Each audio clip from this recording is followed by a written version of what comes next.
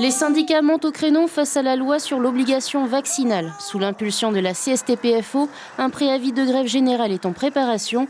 Selon Patrick Galnon, les manifestants sont déjà descendus plusieurs fois dans la rue. Il faut dorénavant passer à l'étape supérieure pour interpeller le gouvernement. C'est le dernier moyen qu'on a trouvé pour que la loi qui doit s'appliquer aux salariés n'entre pas dans les faits. Parce qu'elle est inapplicable. On a accord avec les patrons, le MEDEF, CFPE. Effectivement, dans beaucoup d'entreprises, il n'y a pas les arrêtés d'application. Et ça donne une tension supplémentaire à la crise que nous vivons. Et la crise que nous vivons, elle est extrêmement grave pour les salariés. Il faut savoir que les chiffres donnés par la CPS, c'est 4000 emplois perdus l'année dernière. C'est à la rentrée des vacances de la Toussaint que la grève générale pourrait avoir lieu, une grève illimitée.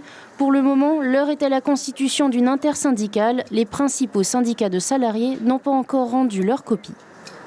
Aujourd'hui, c'est la France avec le président qui nous met le couteau sous la gorge. Tu vas te vacciner, sinon c'est fini pour toi. Ça, non, on ne veut pas ça. C'est ça le vrai problème. Ce n'est pas une question de vaccination, ça n'a rien à voir. On est déjà vaccinés depuis enfant.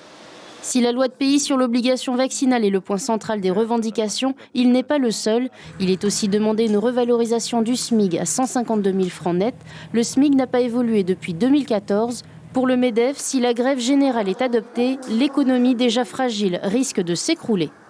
C'est une véritable catastrophe. On n'a vraiment pas besoin d'une grève aujourd'hui. L'économie est en train de reprendre. Elle n'est pas au niveau encore souhaité. Et on a besoin de travailler. Et on a besoin de donner une image à l'extérieur de la Polynésie qui donne envie de venir en Polynésie. Les sanctions pour les salariés non vaccinés rentreront en vigueur dès le 23 décembre prochain. L'information en continu sur Polynésie la première, Internet et réseaux sociaux.